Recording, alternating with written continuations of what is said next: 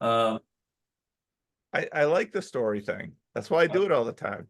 yeah, yeah. So Well, yeah. So let me say this then, because it's one of my encouragements to you.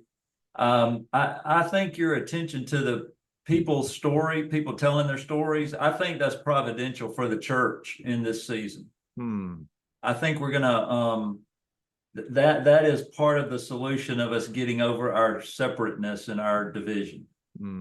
I agree. I agree. I think we do need to get over our divisions, and I think people I've found people hearing each other's stories is super helpful. They might not agree with everything that we think or everything, all of our ideas, but at least they'll sort of say, yeah, but they're a real human being and they own their ideas for a good reason. And so anyway, so tell me a little bit about yourself.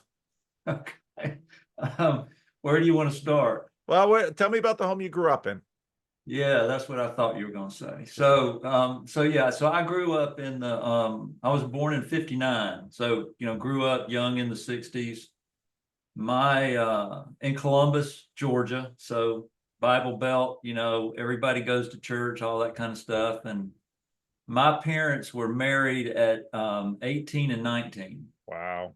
and I was born very soon thereafter. So they were probably, like maybe lower middle class. My dad worked he's an air conditioning engineer, worked in a company there in Columbus. And, um, it was just a great childhood. My dad, hunting and fishing, and he coached baseball when I played baseball. And mom was mostly at home, unless, financial situations, required her to, go make a little extra money. And so it was a good childhood. And What was church like? well, that's a good question. So my parents, they were church goers. Um, like everybody else, they actually, in one of the churches that they served in, they worked with the youth, so they were involved. But it was kind of, that Southern, everybody goes to church, and my dad says, I've heard him say this multiple times. Just his, thinking back, the company that he worked for, one of the questions on the application, employee application, was, what church do you go to? You know, so so church was fun. I personally, I grew up in the United Methodist Church. And so around the age of 11 or 12, you go through this thing, I think it's called confirmation or something like that. And I obediently went forward, and I think honestly asked Jesus to, be my savior, to come into my heart. And Yeah. but I don't recall, at least at the time, I didn't recall anything about him being Lord.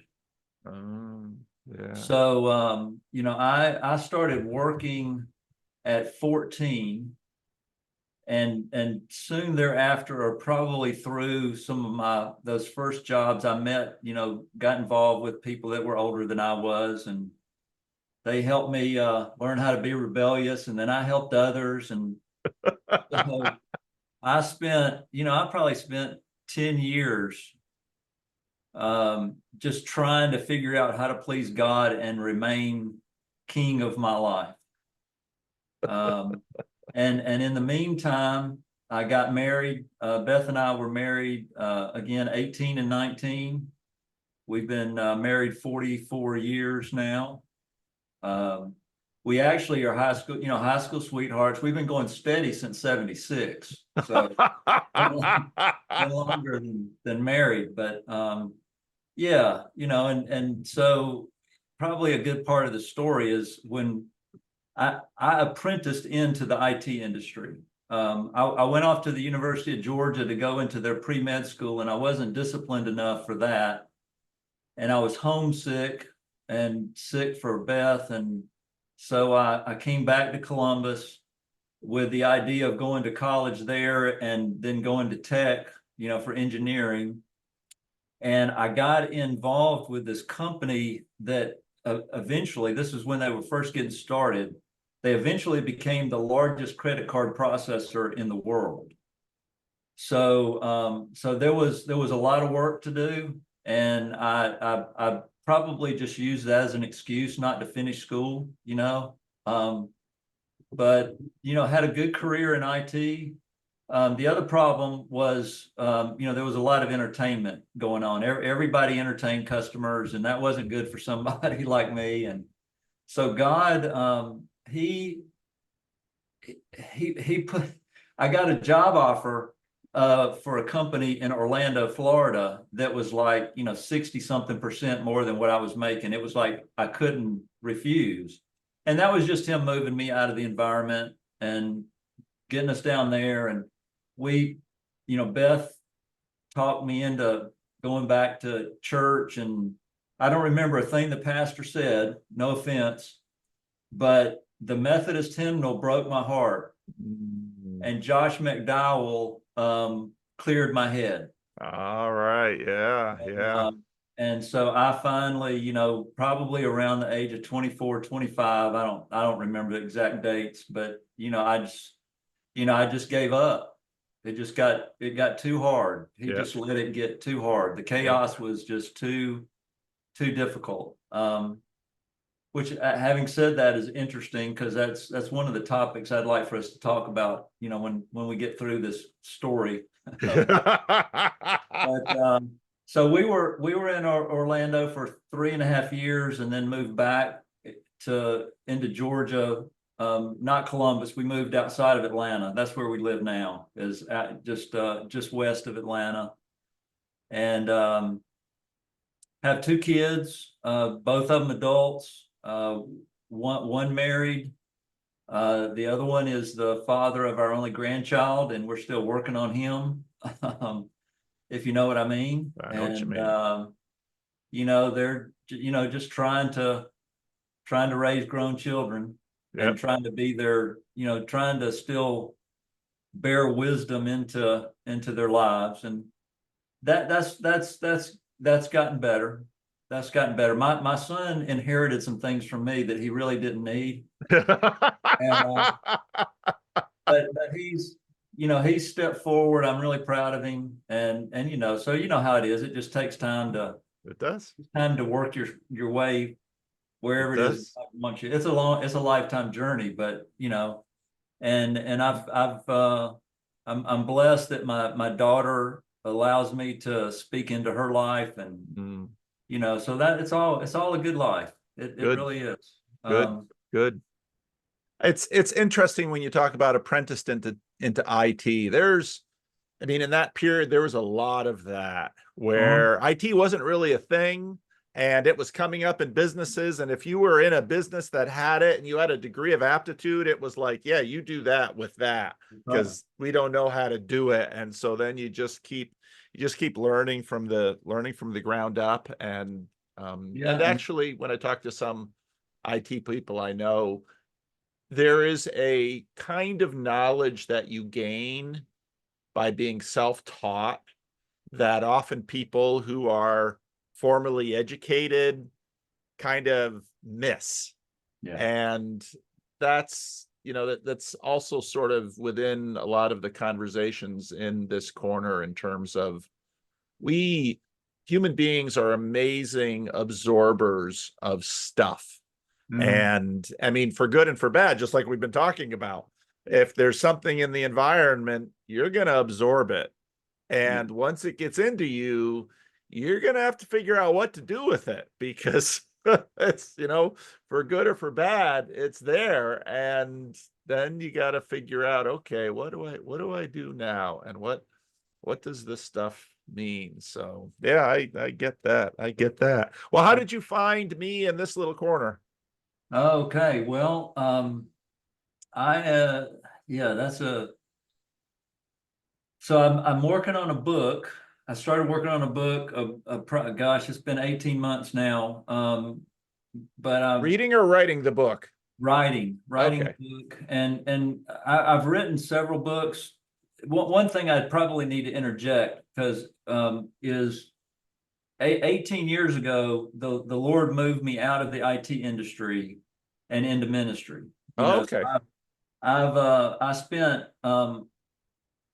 I was not surprised when I was a part of a reduction in force, because it was just a pattern. It had gotten uncomfortable. I wasn't surprised, but I really thought that, God was just going to put me somewhere else doing the same thing, just a better place like Yeah. Chick-fil-A or Hobby Lobby or, Yeah. and I spent 10 months, wrestling with him over that. Yeah. And finally I had a contract at Chick-fil-A that I figured was the door. I mean, this is my end. Yep. And not only did that not happen, but they cut my contract short. Mm. So I'm sitting in my chair at home the next day and just, probably not in a very nice tone, asking God, what in the world does he want me to do? Yeah. And he said, what is the desire of your heart? And so I put my chin in my chest, just kind of looking down, and my heart said, help Christian leaders find joyful, spirit-filled ministry. And I thought that was going to be working with pastors and elders, and it ended up being workplace ministry, which I didn't know anything about. But he had prepared me at SunTrust, the company that I was working for. The latter part of my career, I was an enterprise architect. And part of what that meant was helping the technology company develop new processes and develop new technology for delivering solutions, but also working with the business units, helping them to appreciate technology and move, to transform themselves. Yep. To use a good word, with technology. Yeah. Yeah. And so the whole change theory thing, I learned that, Yep. and applied that. And so when I came out of that, that was, 2 Corinthians 3:18 kind of appeared, and Romans 12:2 and some other passages. And, it became helping, business leaders and executives discover the desire of their heart. There's got to be something more than this. And helping them discover what that is, what God wants them to be and do in the workplace, and walking with them through the transformation and then into whatever the good work is. So that's kind of like the process, right? Yep. And so we wrote a book about that called The Map Maker. And then as a part of that, I came to recognize, really from my own experience and, with the people I'm working with, that our carnal mind is really our number one enemy. It's not Satan. Resist him and he'll flee. We're crucified to the world. It's really our carnal mind that's letting all that stuff happen. So we wrote a book about that. And then we wrote a book about storms and, chaos. And then I started to work. I'm coming up to date here. I started working on a book that I thought was going to be about the world being our second most dangerous enemy, around Romans 12:2, of course. And I wanted it to be I got the idea, I wanted it to be a more researched book. And so I just started looking, and I came across Ian McGilchrist and all of that, Master and Emissary, and somehow that I found Jonathan Pageau, and I found you, and the thing about you that really got my attention was you were and I think you still are, the only Protestant that I could find on YouTube that was interested in the meaning crisis and in transformation. Wow. And I'm sure there's others out there, but specifically addressing, I hear you say transformation a lot. Yeah. And of course that's kind of the word for me. Metamorpho is my favorite Greek word. And so, I just just kind of following and kind of, how would you say it? Kind of taking little side paths off of what, you're talking about. And so there was one moment, we've been a little while trying to get together. So that may have been back in February or latter part of last year. Yeah. You were, I started I started recognizing what was going on with you and with this little corner and kind of an estuary, right? And so I wanted to reach out, you know, for two reasons. One, I mean, I've been doing this transformation stuff for 18 years. And so I'm not doing it to make money. You know, I'm not, it's not really a career, it's a ministry. And I just want to help people with it, you know? And so initially, I'll just be honest, initially I thought, well, I may have something here that'll help, you know, that'll help this little corner, help Pastor Paul. And since then, it's become more that there's still that, you know, if there is something that I can do to help, that would be great. But I'm also very interested, you know, this whole notion of dialogos, this dialoguing has taken root, and I have come to, I have I now have this new kind of understanding, I guess you might say, of transformation having a fractal nature to it. Mm. And so what that means, and I can explain that, I'd like to explain it if you think it would be helpful. No, but, please do. It's very interesting. I'd like to hear that. yeah, It sounds right. I mean, just that first sniff. Yeah. So you know, so what that means then is that the process and the principles of transformation, and there are quite a few. I've got a document that's got 39 of them, principles, you know, and that those principles apply to groups as much as they do to individuals.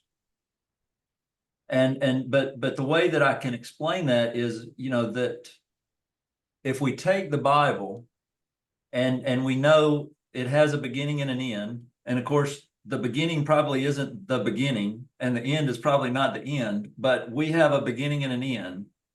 And so God lost something in the garden. I mean, we talk a lot about what we lost, but God lost some things in the garden, and he gets them all back at the end. And so that's what the story, we could say that's what the story is about, is God getting back what he lost. And so the idea then is that over time, whatever being, God is walking the church at that would be the highest level.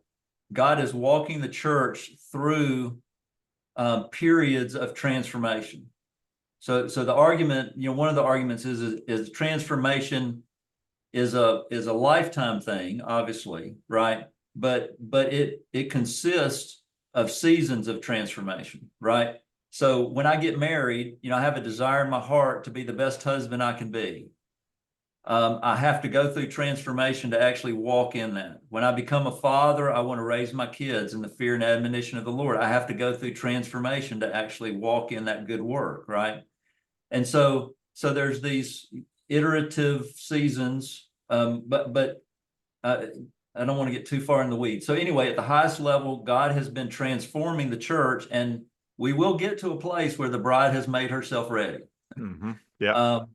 And so that's at the highest level. The lowest level is me, you. Yep. God is transforming us, and all in between. I'm assuming all in between it's happening. So, you know, God is transforming my marriage. God is transforming, you know, my little fellowship that I have, your fellowship, right? God is trying to, you know, there was a season of transformation for the church in America, the church in the West, you know, and of course, it's impossible. I don't have the ability to step back and kind of map that, right? You know, like, where are we now?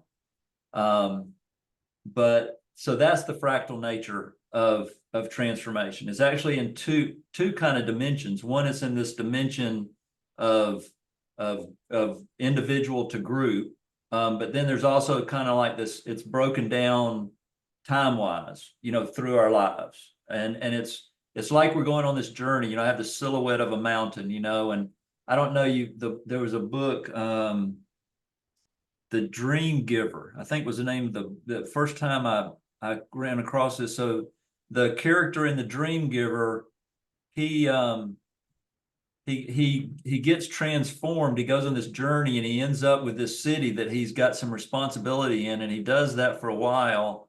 And then one day, he's kind of like, okay, things are going pretty well. And then he sees on another peak, off in the distance, another light out there, that draws his heart, and so it's just kind of like that. So I look at, well, let me throw another I want to throw another kind of an intersecting concept out. Are you familiar with The Fourth Turning by Neil Howe? Yes, a little bit. Yep. Yep. Seen Okay. some videos on it. Yeah, and then there's a guy by the name of George Friedman who wrote a book. He's a geopolitical analyst, advisor, consultant. He wrote a book, and I think it was in 2018, called The Storm Before the Calm. And both Neil Howe, as you know, and George Friedman, and then there's two other gentlemen, and it doesn't matter who they are. I could get that to you if you wanted it. But from different segments of society, before the 2020s hit, they predicted that this was going to be the most chaotic decade or 20 years or whatever that we'll ever experience in our lifetimes. There was just some things coming together, right? Yep. And so when I look at that, that's chaos. We're in chaos. Yep. And chaos sits in the middle. It is the active, it's the catalyst of transformation. Yep. That God allows or creates chaos to take us through metamorpho. Yep. To take us, and so there's an invitation. And so I see, you see individuals, or I see groups, and I'm thinking again about this little corner, and it's like in my church, is another example of my little small fellowship that I'm a part of.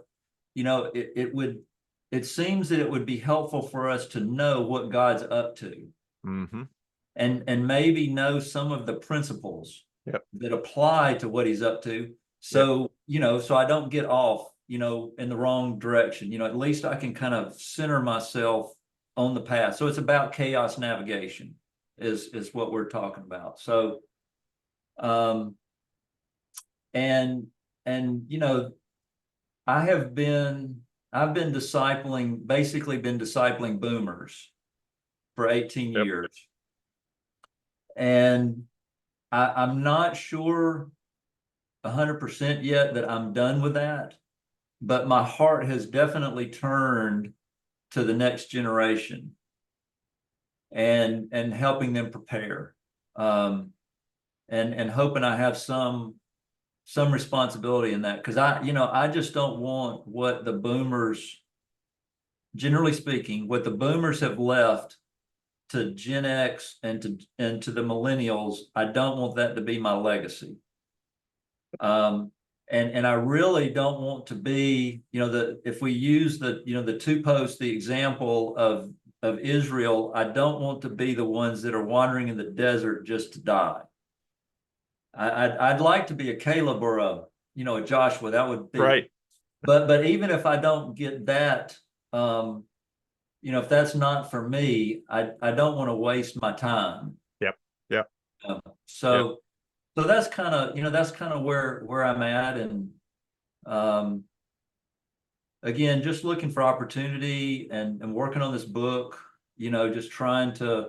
What happened to me with the book is I was just going to do, just talk about the world being our enemy, and then I got a hold of Ian McGilchrist, and all of a sudden, it's this, and then I hear, then the whole notion of attention and what we give attention to, and McGilchrist, I don't know if you've read enough of him to remember, he used a guy's values pyramid. Oh, I haven't seen that. So I think the guy's name is Sheeler, Scheler. If you Google his name and values pyramid, or McGilchrist values pyramid, something like that, it'll come up. And what McGilchrist, when he talks about our society has gotten what is the word he uses? Delusional. Mhm. The bottom of the values pyramid is wants and needs, Right. which is valid. Wants Yep. and needs are valid. Yep. But when you are myopically focused on wants and needs, you're exercising your left hemisphere. Yep. And so the notion that I had for the book as part of the solution to the problem was to get people reattended to the higher Yep. parts of the pyramid. So Yep. of course, at the top of the pyramid is sacred. Yep. Then you get, depending on who you're listening to, you get a layer that's probably, beauty, goodness, and truth. Yep. And then you get the virtues. Yep. So, you get, what those would be. And then there's wants and needs. And so I'm working part of the exercise in the book. Part of the solution section of the book is what doctrines, practices, and exercises can we give to people to help them turn their attention higher? Yep. Let's go for a hike. Yep. Let's talk about what we saw. Yep. Let's go do something good. That sort of thing. Well, and it strikes me that, I mean, a lot of the stuff we're sort of piecing together now, and we're able to articulate pieces of it. But when you think about even a very basic gospel message and orientation that is commonly found even throughout churches that perhaps don't have a lot of institutional history, where sort of the first thing you need to learn in Christianity, which is something you never have to stop learning, is always to trust Jesus. And often, partly by way of how Christian history and Latin Christendom went, we learn to trust Jesus with our death, but then very quickly you're gonna have to learn to just trust Jesus with your life. Yeah. And so if in fact that becomes, again, one of the things that I think about often is that people have very limited bandwidth. And that's part of the whole attention thing. Oh yeah. You can't really pay attention to too many things. And you can sort of have your focus of where your attention is, and you've got some anxieties in the background. Anxiety, I know a lot of people who struggle with anxiety. Anxiety itself isn't a bad thing. Anxiety is sort of a way to multitask attention. It's not always the most productive way, and if it gets out of whack, it can be terribly unproductive. But it's sort of a way that we multitask attention. And part of what Christianity does is very much address and relieve anxiety, because those anxieties are going to pull you to those lower reaches of the pyramid. They're going to keep you just focusing all on that level. And part of the problem is, if we're living on that level, we tend to be selfish, self-preservationist, ungrateful, difficult to be generous, because we're just scared all the time. Right. And so I really like the way you sort of laid this out and set this up, because one of the things that you notice is that I think the internet and this land of experts, I just was watching, trying to watch a little bit more Eric Weinstein this morning. And Eric, I like Eric. Who don't I like? I like everybody. So that's not an exclusive club. So I like Eric, and I've met Eric, and I prayed for Eric. But often when I listen to him, there's so much anxiety and self-salvationism going on. Yeah. And part of me would just like to say, just like to give him the gift of the kind of peace that Jesus can give, to say, first of all, let's measure the man. I mean, my father dropped at 77 with no warning. My sister dropped at 53 with no warning. I look at me and it's like, I'm between 53 and 77. Who knows? And it's old, all this old wisdom that's on all this corny stuff that you'll hear in any backwoods church, tomorrow isn't promised to you, but it's just true. It's just true. And most of us are never going to be remembered beyond our children and maybe grandchildren, depending on at what age our children decide to produce them for us. So, you know, we have to just, you know, what is man that you are mindful of him, the psalmist says. And so if in fact, even just a basic level of the gospel can get us to say, Jesus is, you know, Jesus is my savior and he's Lord of my life. Therefore, I don't have to worry. And, you know, this beautiful biblical idea of, you know, give me enough bread so that I don't have to beg, but don't give me too much so that, you know, I forget the source of my life. And I begin to imagine that I am somehow self-authoring. And, you know, I think part of, I really love what you had said about transformation and fractals too, because I think that's really right. Because we as a society, you would think that we Homo sapiens living in the most secure, the most affluent, the most abundant time and place, probably in all of the world at scale, would somehow be relaxed and happy and generous. But no, instead, we're anxious and fearful. And I was watching, you know, Simone and Malcolm. They have this wonderful video where they, you know, all of these studies that basically say, you want to know who is the most anxious, depressed, fearful, and the highest drug use? It's the affluent kids. Right. It's not the kids in this neighborhood who really do have something to worry about. It's the kids that are living in the best neighborhood with the wealthiest parents. And when I hear that, again, I hear just basic Christianity that exhorts us to, well, let's start with the fear of the Lord as the beginning of wisdom and of knowledge. So I don't know. I've loved everything you've said so far. This has been great. So keep going. Okay. Well, one thought that, goodness, I lose thoughts so quickly. So let's see. One of them, I had this thing just kind of popped into my head when, you know, you're talking about the most affluent. I got this notion of kind of a anti or an inverted transformation. And I haven't thought about that at all, ever. So I don't know what that means, other than there's obviously we have an enemy, and he's leveraging the world and leveraging our carnal mind to drive us into despair. I mean, it is the truth of the of scripture. That's what he's after. Yep. And so there's some active attention. What do you call that when you're trying to gain someone's attention, right? It's just, and of course we see it. Trying to We know that- attract their attention. Yeah. It's such wonderful language, because attention is a thing out there. We're trying to attract it. Yeah, exactly. And of course we know that is, and we have examples now of that happening. I mean, we know what's broken about social media and how it's, what the destruction is. So that's one thought that we're, oh, well, let me throw this out there then while I'm on that. So there is a and I'm sure somebody else has thought of this either in this way or in a different way, but there's an inversion of the values pyramid.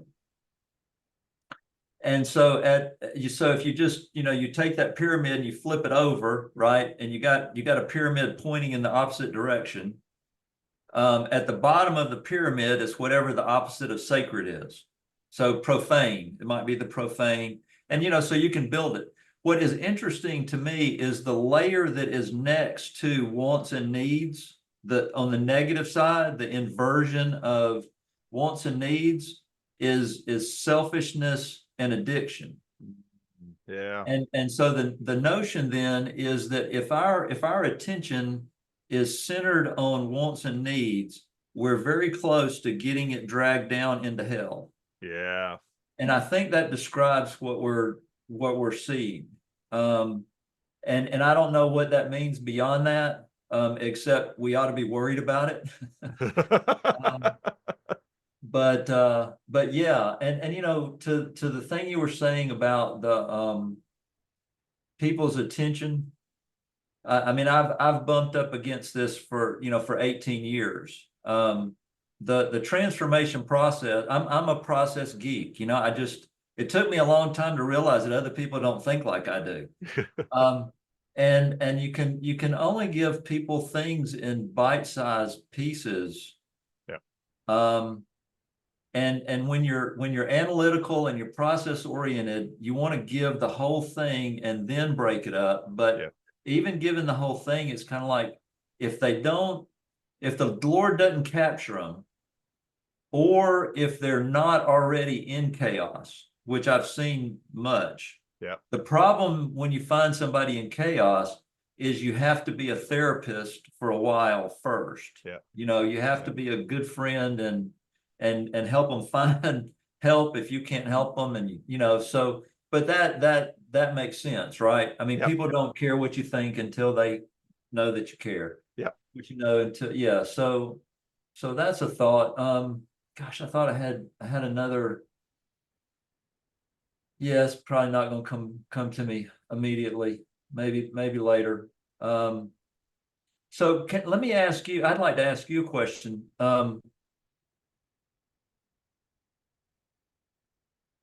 Yeah, let me structure it this way. Okay, so just again segueing off what I was just saying. So,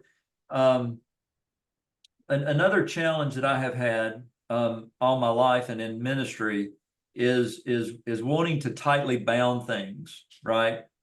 Follow the process, you know, and I really do believe that God created this process called transformation. And he created it in such a way that there's flexibility is allowed, you know, so Oh I'm not yeah. saying Yeah. that there's the same way for everybody, but the framework allows for flexibility. Yep. But you still, you know, there's still this wanting to impose your Yeah. perspective and your paradigm Yeah. into a situation. Yeah. And it's challenging, particularly when you're doing things by yourself, to be flexible for Yeah. people. Yeah. And so that is a precursor to the question. How would you, if you're comfortable doing this, if you're not, that's fine. But how would you describe this little corner as a group being transformed, and how do you see God, for lack of a better word, organizing that, or helping that along? What is the Yeah. whole, how is the Holy Spirit doing that transformation thing? Yeah. Well, I think you're right in that it's fractal. Well, part of the helpful thing that is difficult to see sometimes is that the group of what we call this little corner is actually sort of a network of communities. Yeah. And there are more and less visible layers of this network of communities. So there's, you know, a community on the Bridges of Meaning Discord server that is sort of connected because some of the people in that group sort of show up on these live streams. The live streams was a whole new network of communities that happened that sort of grew out of conversations like this one, these little randos. And I tend to suspect that after this talk, some people are going to want to, usually what happens is they'll contact me and I'll send you an email with their contact information so I don't have to put yours out. But, Yeah. and so what has developed is sort of a network of relationships where people they have a sense that they're working on their stuff, but so much of, and let me know, you know, if you agree or disagree with this, so much of the transformation that God does in our life is sort of below the attention waterline.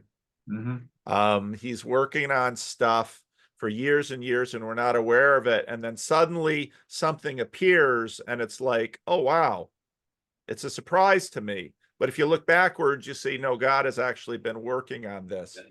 And I see this little corner as addressing a number of challenges that the church is facing and has been facing for a long time. And this little corner is little. And so it's just one tiny little thing of what God is doing in this massive story that he has going among human beings on this planet. But I see God working on, big questions of pluralism. I mean, we have a lot of different people with a lot of different perspectives, and they're talking, and sometimes they're scrapping a little bit, but you're not really in a relationship if there's no scrapping involved. I mean, everybody in a marriage knows that. There's always going to be a degree of scrapping, and hopefully it can be productive. We are human beings, and so it's not always as productive as it could or should be, but I see this little corner as people developing friendships and relationships to talk to one another, to grow. And, it struck me when I was listening to Sam Tiedemann talk to Christian Baxter. When I started this, I just did what I knew, which was pastoring. And I made a video and a few videos about Jordan Peterson. And then suddenly at that moment, people wanted to talk to me, and I was talking to a lot of people. And part of it was I had time to talk to a lot of people because, I have a small dying church, and there are extra hours in the week, and I was sort of landing the plane on a few larger denominational ministries that I had been aware of. So the timing was perfect. And a homeless guy went to jail, and so he wasn't living against my door. There were a whole bunch of things sort of lined up so that in late 2017, early 2018, I was available, and God used that.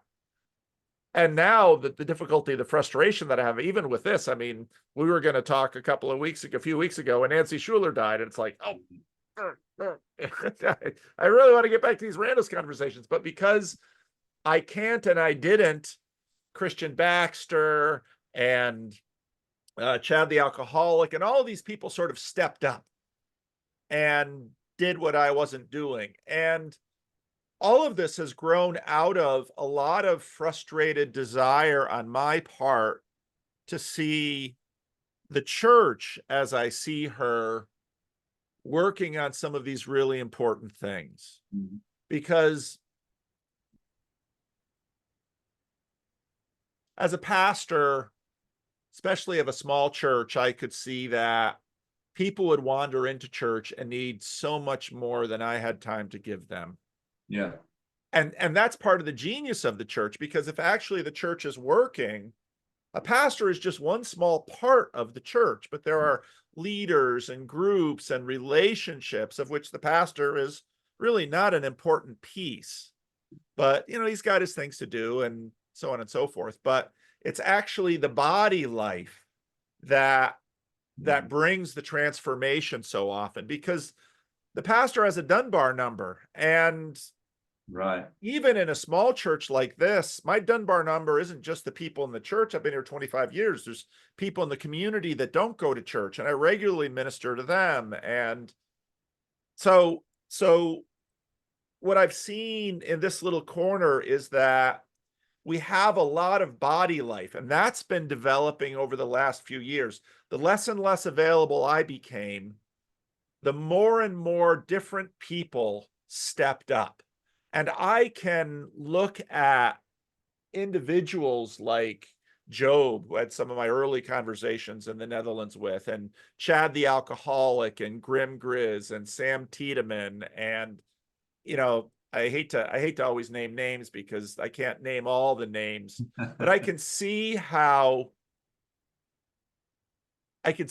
being involved in whatever on earth this is we're participating in has brought transformation. When I listen to Chad the alcoholic's story, now, first of all, he was already on a journey because he came into this corner as Chad the alcoholic. So he already had built up wisdom in Alcoholics Anonymous, and that was a huge step forward to him. So once he was able to, receives a bit of sobriety, then he could continue to grow. And when I look at videos and listen to conversations of him when he was just getting into the corner, and look at the level of leadership and wisdom and all of that sort of with his creativity that he's doing now, and the whole group that he is ministering to. My friend Jacob always, wants to throw Jethro in my face, Jethro from the book of Exodus. But Jacob is right on that. And the truth is that many Jethros have come up in this little corner.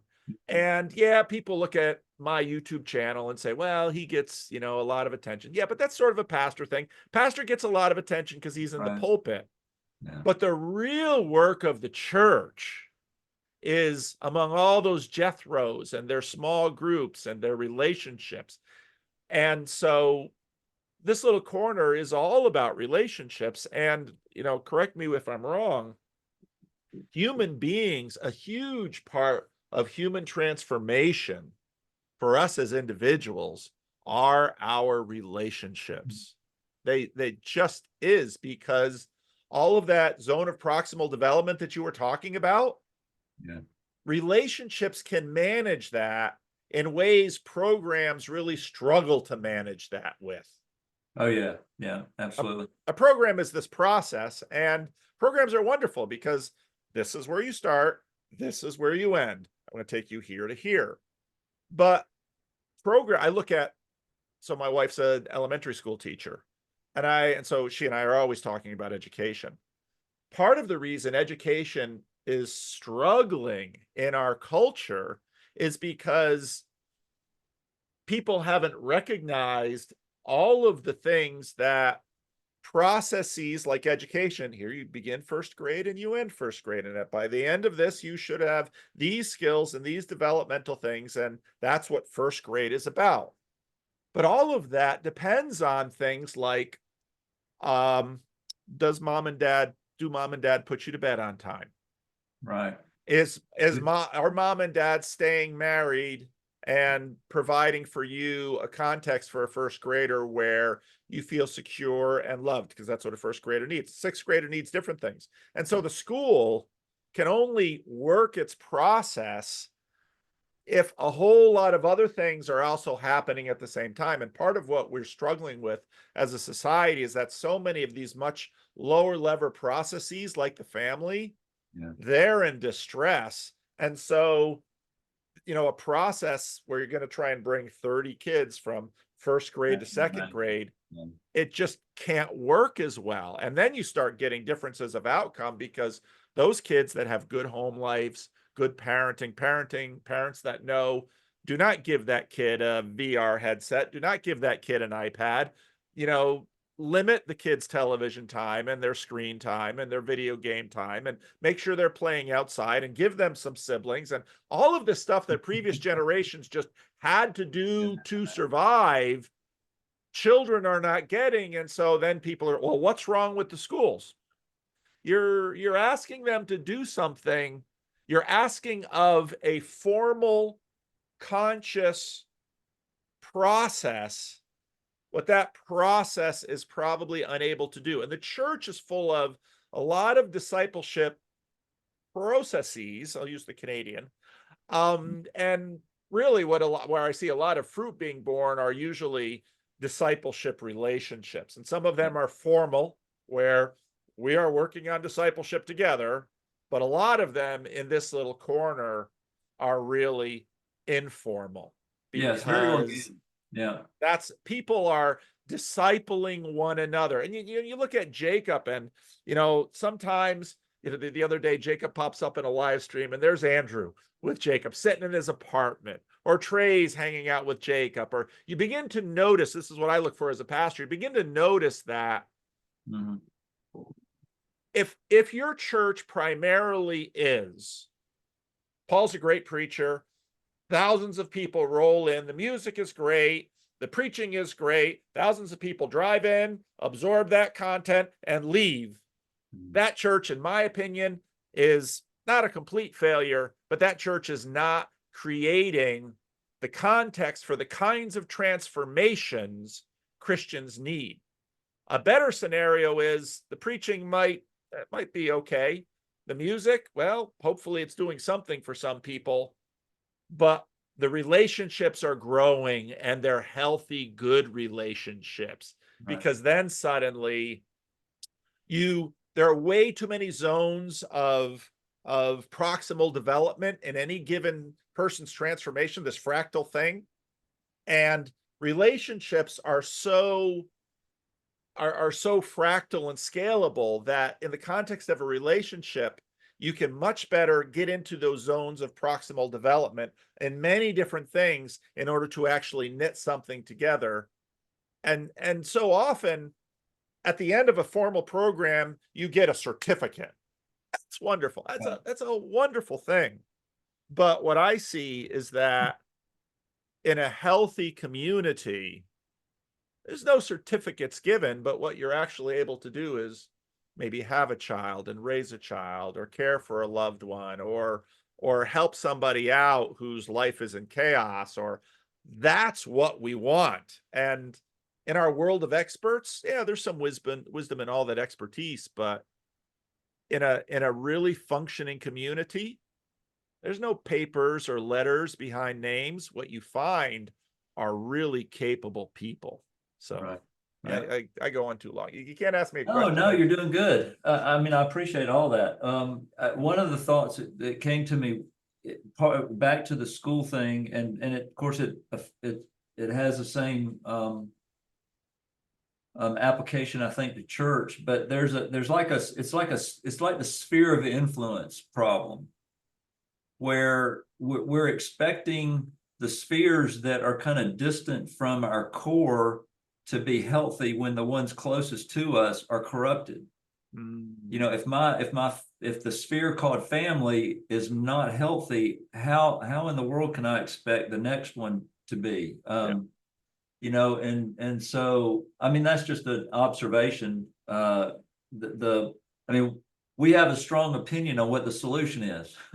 Start at the center, get your relationship, help your child be related as well as he can at whatever age he or she is with the Lord, and then work out, you know, healthy family. I mean, we know the answer, and there's no solution that's going to work from the outside in. It will be I think it seems like to me, again, just off the top of my head, but the solution that works from the outside in is tyranny. Yes. And that's why people are concerned about where we are resulting in that. Because the only way that we're going to fix these outer ones, trying to fix the inner one, is from the outside, and nobody wants to go the inside. I mean, you know, it's too hard, or it's you know, it's too slow for a lot of people. Well, that's true too. Yeah. Because when you think about, you know, a lot of what we've learned in psychology, so right away people start, okay, attachment. Well, what is the basic attachment? First, there's the attachment of the child in the womb to the mother. Yeah. That is a physical attachment.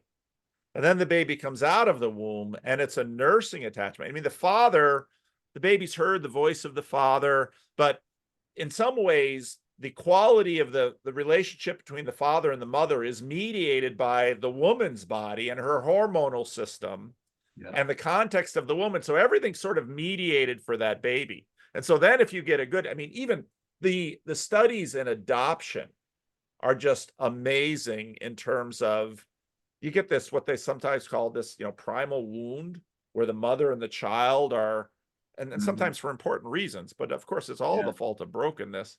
But so then the good mother and the good child are attached to each other, and the child is secure, and it just grows from there. And, you know, this is, I think, part of the reason why I've appreciated, you know, Peugeot in terms of his ability to show symbolism, is that right away in the mother-child bond, you sort of have the beginning of, you know, what will grow. And then at some point, if the parents testify that, well, the reason the health here is because of this other person that's another step removed, called Jesus, well, then, you know, then you have this system where, but the path of the child is, you know, out into the world. And so at some point they're going to have to meet Jesus, but they start with mom, and then mom and dad, and then maybe siblings. And I mean, that's sort of how we go. And the it's really interesting that the Peterson Exodus, Leviticus, Numbers, Deuteronomy series that he did focused on tyranny. That's not a surprise because, of course, Jordan has been looking at tyranny for a very long time. But that was sort of a helpful angle because the thing that tyranny cannot do is all of the tiny little relationships that knit together the fabric of a healthy community. Right. Tyranny cannot do that. They might create a negative community against it, but tyranny cannot create a healthy community because it's just full of lies. And a real community is full of truth. And again, so often we think about truth out there as in laws of physics or things like that. But I mean, the deeper, more holistic, organic truth begins with that mother-child bond. And of course, the mother wouldn't have a child if it weren't for the father. So Right. I think the church has for a long time sort of said, it starts with the family. It starts with the family. I'm not always sure the church is good at explaining it to unchurched people. And obviously that rings false if people's experience of the family hasn't been one of health either. So Yeah. And not to get off on this tangent, but the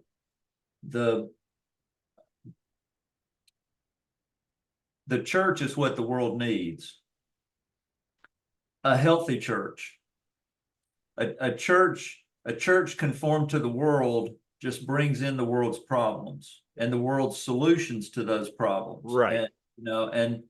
And so that, I mean, that's just where we, at least in what I see, I know my vision is limited and I know there's exceptions, but that's where we find ourselves, in large part. And so, and again, I don't know if this is changing for me, but my focus has been primarily into the church. The book that I write about the carnal mind, it is for the church person, right? Your carnal mind is having its way with you and you don't even know it. Yeah. You've got to pay attention. It's that you said something earlier about, transformation happens under the radar, right? A lot of other things do too. Yes. And there's and I mean, it's really, I guess it's what we do, when we counsel people or we're trying to disciple people. Some of it is, let's get at some of that stuff. We got to get some of that stuff up so we can look at it and call it what it is, so we know what to do with it. And so let me see how to turn. I don't want to stop this, but I'm thinking of a way to turn this in a direction I wanted to go. Well, let's go to, if you don't mind. So I'm going to jump back to the fourth turning. Okay. And the notion of the fourth turning, and maybe introduce. We should explain it because Yeah, I've watched true. a few videos on it, but I'm sure many of the people listening to us Well, haven't. they should go find just an introductory video of Neil Howe talking about it. He does a pretty good job, but basically what Neil Howe and George Friedman and others have recognized, Jordan Hall, another, game A and B, that we're coming to the end of a lot of things. And the thing that I have in my mind right now is the end of many institutions. And so we can just look around, particularly, here in America, but just in the West, at the institutions that are imploding: medicine, education, insurance, government. I mean, all these institutions. And the way that George Friedman talks, I think it was Friedman, I get confused between him and Neil Howe sometimes, but he makes a statement like this. These are my own words, but the failures of the past form of a particular institution inform the architecture or design of the new one. And so what you have between the old form and the new form is you have these periods of chaos like we're in right now. And so navigating that chaos is one part of the challenge. The other part of the challenge is, what is my role in it? And so I want to come back to that as it relates to boomers and millennials in particular, but maybe Gen X as well.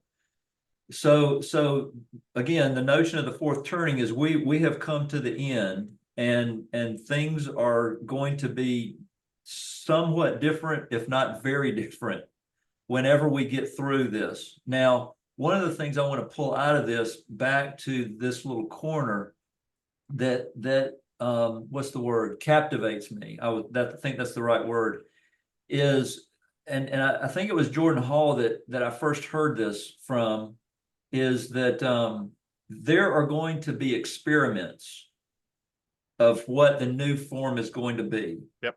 And so what I see in this little corner and estuary, if you don't want to include those two together, is experiments in the new form. And so, like with estuary, an example, a real example that I can use is, I have a pastor friend that I am discipling, coaching, and he comes out of the institutional church, and then now he's been in this little small church that he's not really, he's like living on faith, it's just like God is working miracles just to keep him afloat, that kind of thing. Yeah. But he's gotten this, he understands that things, that the prodigals are going to start coming home. Yeah. That some of the disenfranchised, and the discouraged are going to start coming home. So he's starting to think, okay, so how do we reach out, and how do, and he's got an evangelist heart, of course, and so we were talking one day, and he said oh, and I need to put this out there, this one little thing. He's got this bot, a Facebook bot, so a little application, that runs behind Facebook that he uses. He puts out on Facebook an ad: if you need prayer, I'll pray for you. And so he gets these people like you did, asking for people wanting to talk about, Jordan Peterson. He's starting getting people that respond. Yep. And he said, one day he said to me, he says, I guess I need to dust off my onboarding process. And and having, listened to you and understanding, estuary, I'm like, maybe not, Will. Maybe that process is part of what's going away. Yeah. And so why don't you try something new? Why don't you hook estuary to your Facebook thing, and bring them in that, and see how that, and I think he's got other things going on, but I think he's gonna do that. Now, why did I get off into that? I just the notion of, I see in this little corner the experimentation. Yep. So that was probably all I wanted to say about that. The other thing I wanted to get to is this, a lot of what you were saying about relationship. And there's this whole notion of relationship obviously is fractal as well, right? Yep. We would not understand the Godhead if we applied the scientific method to it, right? I can't understand the Father without the Son, or the Son without the Spirit, or Yep. The definition of God is in the relationship. Yep. And I heard somebody say, again, doing this research, that the physicists, those that are looking at quarks and trying to find the most divided part so we can understand reality and all that, they've come to the notion that the definition of reality is more about the relationships between the parts themselves. Yep. Yep. And so from the very bottom to the top, it's about relationship. Yep. And so, and then, you know, I'm listening to either you or Jonathan talk to Vervaeke, and he starts talking about the importance of the relationship. Yep. Like there's an agency there. Yep. Yep. And somebody, you know, was explaining, you know, if you take a team of, I was explaining this to my daughter the other day. She played volleyball when she was going up through, you know, high school and all. And so I said, you know, if you take 6 players and you put them on the court, the first day, the whole is not going to be greater than the sum of the parts. Right. But you give them a couple of months, Yep. and this thing that's called team all of a sudden has a force to it, right? Yep. And that's a way to talk about transformation. Yep. They have transformed team into something that brings to bear a force. Yep. I can talk the same way about my marriage. Yep. And so, you know, the excitement about that is that what that means in terms of my marriage is there is something that exists greater than myself and my wife. Yep. That when my kids come over, yep, for dinner on Sunday once a month, yep, we have well, first of all, we have kids. Yep. Because of this more thing. More than one. And we have, you know, because of this thing called marriage, Rob and Beth's marriage, we have these 2 other beings. Yep. And then we have this thing called home. Yes. And when they come into my home, if my relationship is healthy with my wife, there is a force in this thing called marriage that can shift the atmosphere of the room. Yep. Of the dinner table. You know, Yep. I wished I had known this 30 years ago, because I would have paid more attention to that thing in the middle. Because what I spent much of my time doing, you know, is getting God to fix her. You know, I want her to be transformed, and you know, and then I finally figured out, well, I need to be transformed too. So let's work on me. But it's still just the individuals, you know, Right. and so I think about this thing in the middle, and that's just been powerful for me. And I've got it, you know, in my head, and I don't know if it belongs in this book, but it's just powerful, right? And then when you talk about a fellowship, and then the other thing about this, I'm going on too long, but there's another component to this that's I think is critical. And I actually, Jordan Hall, I got this from Jordan Hall. I've actually, believe it or not, I've had 2 conversations with Jordan Hall. Oh, wonderful. Yeah, and they have been good. They've been good. He's an interesting dude. He is super interesting. And his ability, those 18 months or whatever it was when he was doing a deep dive to figure out if Christianity was what it claimed to be. Yeah. He is so intelligent. I mean, he's somehow super smart. He got wisdom. Yes. You know, yes. like, how do you get wisdom in 18 months? Yeah. You know, it's just, you know, but anyway, he made the point about, we were talking about this fractal nature and transforming groups. And I was trying to see if he saw that, you know, related to his little fellowship there in Black Mountain, and how that was going to affect, you know, what they were trying to do in the larger community. And he brought out the point of identity. And so it's giving that thing in the middle a name. And I know that Vervaeke probably talks about this some as well. And of course, identity is the answer to multiple questions. And I haven't worked out what those questions are. You know, this is all very new for me.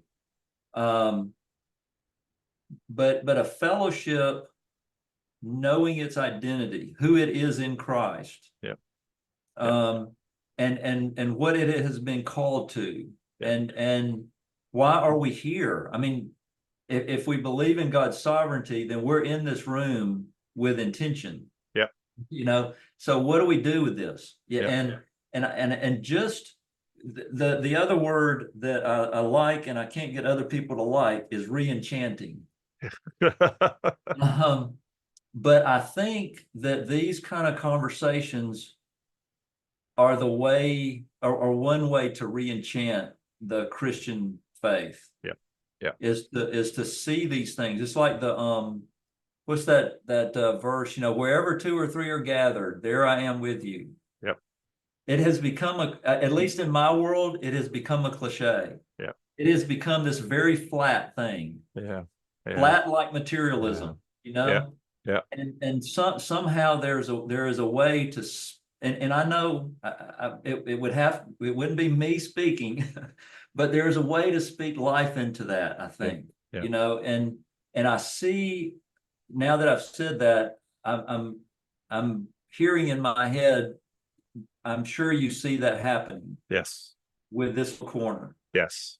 And again, this is all very closely related to the dialogos, and Yep.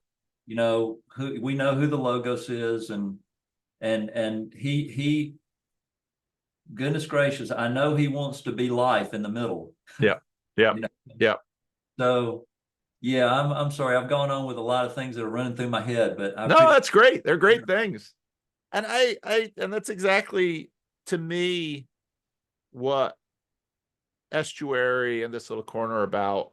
So in January of this year, we started every week estuary in the Sunday school slot at 9 a.m. at Livingstone's. Yeah, that's important. And that has been incredible. It's not a huge group.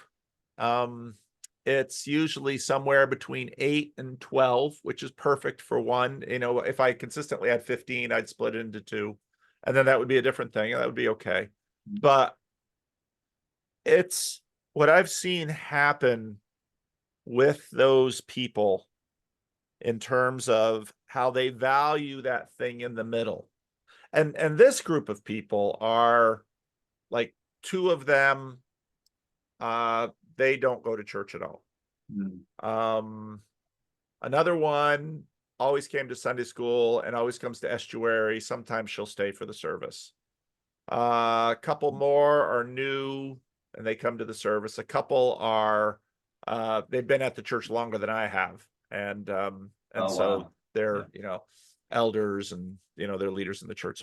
But people come to that group on Sunday morning because they value it, and they get so much value. And I see relationships starting between the people, and you start hearing little things that says, oh yeah, you two, and sometimes the most unlikely people, you two are developing a relationship, you two are developing a friendship.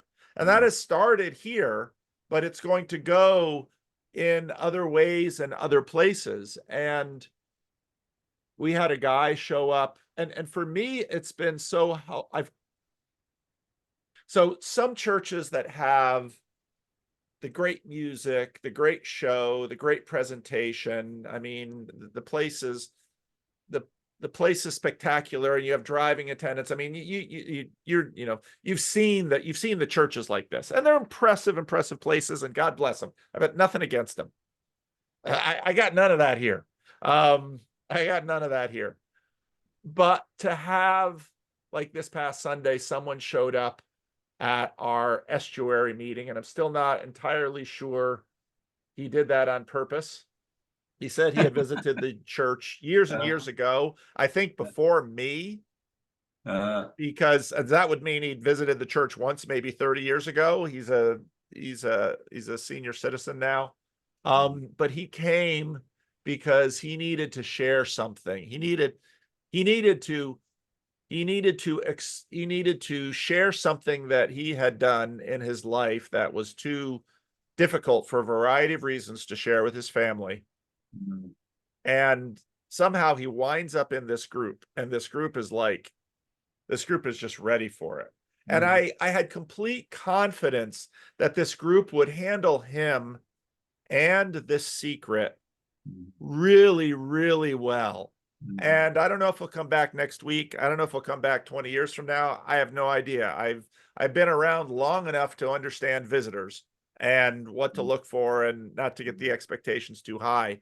But what I've seen develop in this group, like you say, it's experimentation. And sometimes people liken this little corner to a church. And yes, no. But there are times when I see things happening in this little corner and it's very church-like. And of course, part of that is because I am a pastor and because I see through pastor eyes. But I do believe that God is doing something with this. And I think you're exactly right. It is experimentation. And I know some church people, they say, well, this isn't happening and that isn't happening. I said, that's right. That's what happens with experiments. Okay. This is what we're going to play with, and we'll see what we can learn from it, and we'll see what God does with it. And my expectations are low because it's an experiment. Well, But yeah, if you we're don't 4 years into it and it's still going. yeah, I know exactly. And one of the things is if we're in this transition that we believe that we're in, you don't know what's going to be left behind and what's going to be taken forward. So you can't measure what's going on now with what was happening before. And in that line, I would, yeah, I want to put this out. I want to put this out there to you, see how you respond. So again, I think it was Friedman that made the comment about the what is broken or corrupt with the old form informs the new form, right? And so Sometimes for better or for worse. well, sure. Usually Yeah, both. exactly. So being trying to be an optimist in a sense, we can, if that's true, then and of course this is everything is assumed prayerfully, spirit led. Oh, by the way, before I forget it, speaking of the spirit, I love it when I was watching Van Donk. Did I say his name right? Yeah. When I saw him doing the example of the of estuary, Yeah. and he said we're looking to find the spirit in the room. Yeah. I love the double meaning. Yeah. But that's what does he want, right? Okay, so everything guided by the Spirit. We can look at the old form of the institutional church, and we can identify some things that might not that might look different, right? Yep. And so obviously the divisiveness that has grown out of the megachurch movement, the whole marketing, all of that, 5-star ministry and all of that. I don't have to be as careful as you do to say I'm not knocking everybody. I know there's exceptions, but it's just there. It's just and so it may be that if God has his way, we're not going to have much of that in the new form. And so these little 8, 10, and then there's the whole notion of, forget that Jesus said, go and make disciples. We've got this model of bring them here and let the pastor make them, maybe that's going to change, and maybe it's going to be more of a going thing. That would be, wouldn't that be something? And then the other thing, this is the one that is sometimes I hesitate to share, but I'm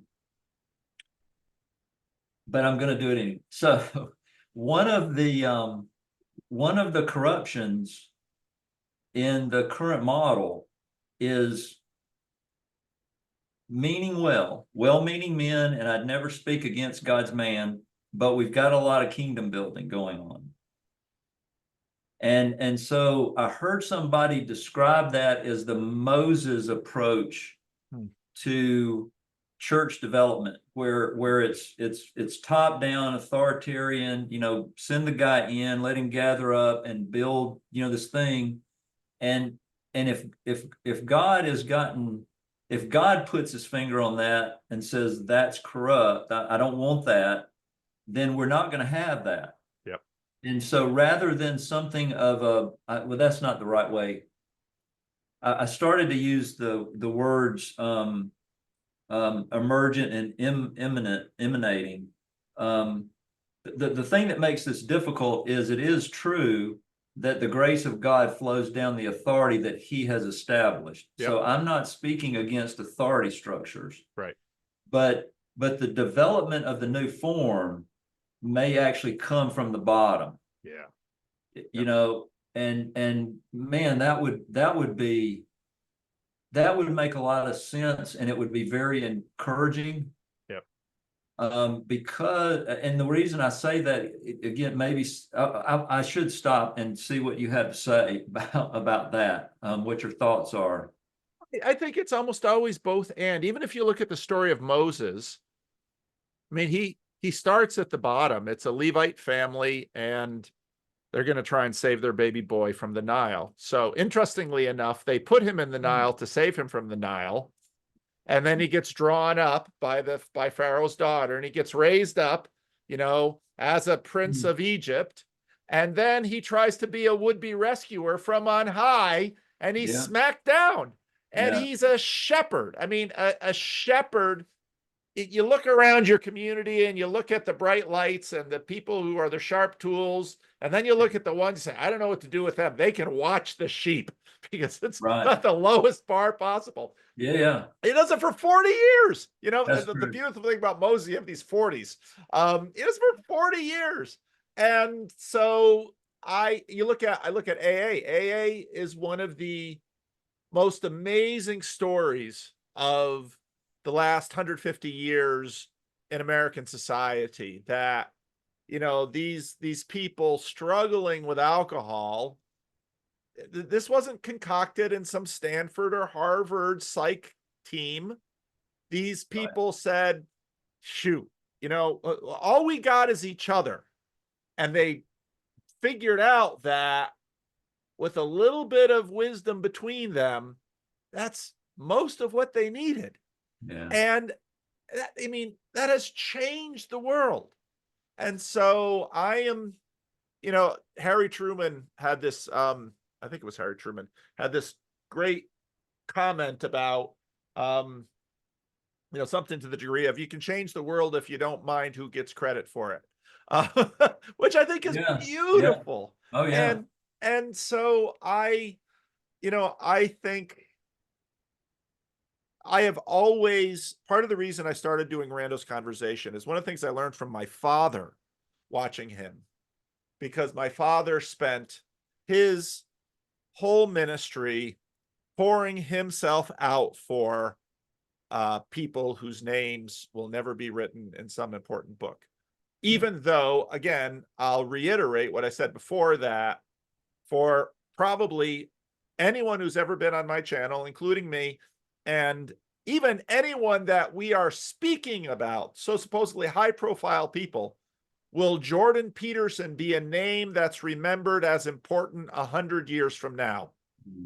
Odds are probably not, because people who were a really big deal 100 years ago, most of them we don't know. So the vast majority of us are going to be anonymous in terms of this collective think space that we all pay so much attention to. And so why not pay attention? I'm going to be forgotten. You're going to be forgotten. Why don't we pay attention to each other? And part of what social media has done is, like, everybody wants to have attention paid to them from everyone else and from the high people and the beautiful people. And it's like, they ain't coming. So let's pay attention to each other. And what you begin to discover is that in the long run is so much more scalable and so much more worthwhile. And so I love paying attention to people that the internet doesn't care to pay attention to. And we're probably all better off for it, because, you know, I look at what happened to poor Jordan Peterson when the world paid attention to him, and he lost 2 professions that he was really good at and that Yeah. he dearly loved and found meaningful. Now he's got some other things he's doing that he always also finds meaningful and enjoys. Good for him. And he's got more money than he had before. That's fine. But it's such a sad thing that he's no longer a really vital university professor and a really skilled clinician. Yeah. You know, the world lost that. And so most of us are in absolutely no danger of taking that status rocket ride. So why don't we enjoy each other? And what I see about this little corner is I love these dozen or so, more than that, channels of less than 1,000 subs or less than 5,000 subs of people enjoying each other. And we can use the internet for this. That's an awesome thing. Yeah, it And is. other people can jump in just because they want to. Right. And there's space for them. Right. So to me, Yeah, that no, makes me right. happy. Yeah, and so I got to say this before I go on any further is I recognize I disparaged Moses unnecessarily, but you understood what I was I saying. know exactly what you're saying. Yep. Yeah, and it encourages me greatly to know that the Lord will emerge the leaders out. Yep. And then so that kind of brings us to the last thought I had, or something that we might talk about. I'd like to get your feedback on, and it's this whole, it's this notion of what's our role in this transition, in this transformative period. I've got millennial children. Most of my peers have millennial children. I thought that I heard Neil Howe say that millennials were going to be the leaders in the new form. Yeah. But then talking to Jordan Hall, he has either reading the book, or just, it may be because he's a Gen Xer that he sees it a different way, but he sees the Gen Xers leading and the millennials being the troops, so to speak. I don't know. It probably doesn't matter because those are man's definitions of people. Yep. I know some millennials that are as mature as I am. Yep. And so, but I mean, the obvious answer to anything related to people maturing spiritually is make disciples. Yeah. But we need the Lord to give us opportunities. Yeah. And I've heard from somebody, again, I hear a lot of things, but there's and it's understandable if it's true, is that the generations after the boomers have less than a lot of trust in the boomers. That's true. And so it creates this, challenge, here, I know that I know I'm sensible enough, what's the word? Yeah, I'm not so naive to think that I can tell the millennials how they need to do things, right? I mean, they're going to have to figure that out themselves. Right. You have children, you know this. Yeah, exactly. And so you start thinking, so what do I have to offer, right? Yeah. And really it's wisdom. Yes. If that's what boomers have to offer. Yeah.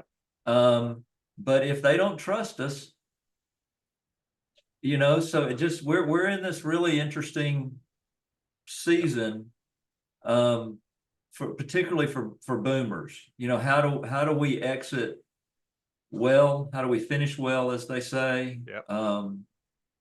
Yeah, so that's just, I'm just curious what you think about that, and is that something you consider? I mean, it looks like you've got quite a bit of Gen X millennials in your online sphere. Yeah. Yeah, I think that's right. I mean, when you said, I was thinking about the fact that if you want to grow up as a human being, have a baby. I mean, babies grow you up so fast. And I think if you want to grow up as a Christian, see if you can make a disciple. That'll fix you. That's good. Yeah. Because as with your children, I mean, it's, you and I are both at the age now when we're into the grandparent phase. Mhm. And I don't have any grandchildren yet, but really hoping to have that privilege. But the thing is, as a grandparent, you're you've known all that you've known. Now you know a lot of the mistakes you made when you were just a dumb kid having a kid. And the poor kid was the one who had to teach you through trial and error, Yeah. what a selfish jerk you were, and how carnal and worldly, and how you were paying attention to all the wrong things instead of the glory that was right in front of you. And then as you so I watched the Yellowstone series, and it was very interesting because the John Dutton character, I mean, his family was just a total wreck. His family was just a disaster. And he was a big part of that disaster. He caused a lot of that disaster. And then suddenly he's got this grandson, and his son, who is, bitter towards him and has all these issues with him, looks at him and says, "Why couldn't you have been that dad for me?" Yeah. And John Dutton couldn't quite answer it well, but the answer is because I was a young idiot, All right. and you grew me up. The mistakes I made in you showed me and taught me that no, the problem wasn't all out there. The problem was right here. And this is the scariest person for me to face. And so the same is true of, disciple making, that, oh, okay, you're going to teach someone else how to live. Well, how are you living? Because chances are good you'll duplicate some of the things you have wrong in your heart into them. And then when you see it in them, now suddenly it's like, yeah, no more. It was that woman that you gave me. No more of that. that does not help anyone. Yeah. So I think it's true. And I see the part of the weirdness of what's happening on the internet through the TLC, less so in estuary because that's much more in person. And Vedant is right that estuary and TLC are sort of a step removed from each other. There's plenty of overlap, but there's plenty of people doing estuary that pay absolutely no attention to this stuff online. Sometimes even in my group, people will mention, "Oh, in the video you made this week," and 3/4 of the group will just look there with a blank stare, and I'll say, "You're going to have to explain what you heard me say." But part of what you know, I learned this from Jonathan Peugeot early on. When we watch these videos, us on the screen right now are these beings of light, and something psychological happens, and the screen is sort of this rather deceptive mirror that can invest us with a degree of authority and legitimacy that we might not properly possess. Mhm. And so I think this is built in with the biblical caution of, be careful if you aspire to be a teacher. Mhm. Being a teacher is a good thing, but remember, Mhm. they're judged to a higher standard. And that gets all the way down to Jesus' admonition about judgment. The measure that you use to judge others Mhm. will be applied to you, Yeah. which should be something that deeply sobers us. Mhm. So, then part of what's happening in the online space is that because of that sort of false investment of authority that us appearing as beings of light offers, Mhm. is okay. Now, okay, so you started your YouTube channel. You better keep that in mind, because one of the funny things about YouTube is anything you say on the internet, it Yeah. can probably be spit up back in your face. So, and again, back to the book of James, I mean, who can control the tongue? And there's plenty of biblical admonition to listen. listen more and speak less. And if anybody on that frame has the right to be called the chief of sinners, it certainly has to be me, who has made, thousands of hours of me speaking my whatever it is I'm saying on the internet. So You're out there. but at the same time, we are offering a space for experimentation. And I look at, I know Grim Grizz, he always sort of winces when I say his channel is mostly unwatchable. Well, then why do I watch it? I watch it because there's wisdom in it. And the Freddie and Paul show is even more unwatchable than Grim Grizz's channel. But I make that because there's wisdom in it. And it's not just sort of the wisdom that's distilled into aphorisms or 4 points this or this, that. It's the kind of wisdom that is coming at us beneath the consciousness waterline. And then maybe once it's in us, we can do some of that sorting and we can say, oh, that is good. That is admirable, is what Paul says, of course, in Philippians. Do those things. Right. So. Yeah, absolutely. And so, the Matthew 5:16 comes to mind, let your light so shine that when they see your good work, they glorify your Father in heaven. Yes. They wouldn't be glorifying him if it was you. Yes. And so that notion of light, you and I understand that. And it's his work. Yeah. But one of the things I appreciate, I can't believe God let me look back to this because I forgot it early. But one of the things I appreciate about you, just the encouragement, is that you, how was it that it came to me? Well, let me look at my notes. Hold on. I'm sorry, but That's all right. I got to make sure I say it right. I used the word relaxed. I appreciate your relaxed approach to YouTube video production. I'm thinking that this book that I'm writing, I'm going to do it a different way. I'm going to actually publish it in parts, and I'm going to do and you've encouraged me that I don't have to have it perfect. And based on what you were just saying, and of course, referring to Grim Grizz and Set, right? Yep. That there is a sense of conformity with the world in trying to make my video perfect. Yep. And it will cloud. Yep. It will hide. Yep. And before we know it, we're projecting the wrong thing. Yep.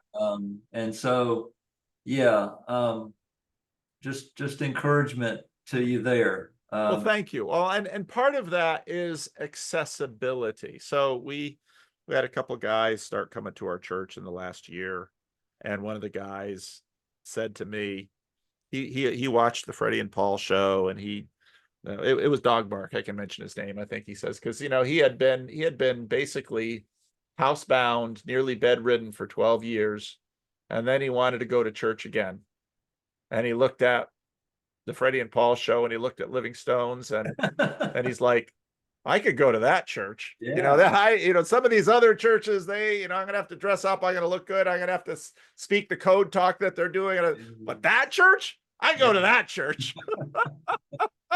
I could probably even do something at that church. They're so helpless and struggling and starving, and so there's an accessibility in lack of worldly status that it should not be overlooked by people who actually want to help people along the way. So well, I'll go one more. It is what we should aspire to. Yeah.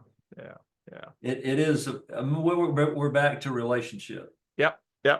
And the thing is it exists or it doesn't in every form. Yeah. In every encounter, there's relationship here or there's not, or there is relationship and it's either good or it's bad. Yep. And we will answer. I think we might answer to those things Yep. I agree. Well, that's So, probably a good place to land the plane. I got okay. Freddie No, that's coming good. here. Yeah, And sure. but Rob, it was tremendously good to talk to you today. I so thoroughly enjoyed this, and I feel just very encouraged, and I can't wait for you to keep writing this book. Do you have, if people want to contact you, or do you want to do that? Do you have a website or anything like that? Or Yeah, yeah. The website that has all of our all of our content is inlightconsulting.com. And that's INLIGHT. So there's a little play on words there. there it is. All right, I see it. I'll put that in the comments. So if people want Oh, to thank you. see what Thank you're you. And doing or get in touch with you or whatever. yeah, they should feel free. All right. Well, Rob, again, this has just been, I've just enjoyed this so much. So Well, I thank really you. appreciate it. So If thank there's you for anything reaching I can out do, and yeah. getting a rando slot. Sorry to everybody else. There have been so few rando slots available. But then when there aren't any available, people get discouraged and they stop checking. So then other people check, and it's a lot easier to get a slot because it's like people have stopped checking and, oh, there's a slot. I'll grab it. Yeah. And you were It's worth patient. the And wait. It's what's worth that? the wait. Oh, It's good. worth All right. the wait. All right. It was for me. If there's anything I can do for you, please let me know. All right. Thank you, Rob. I really Thank you. appreciate it. Take care. All right. Bye-bye. Bye.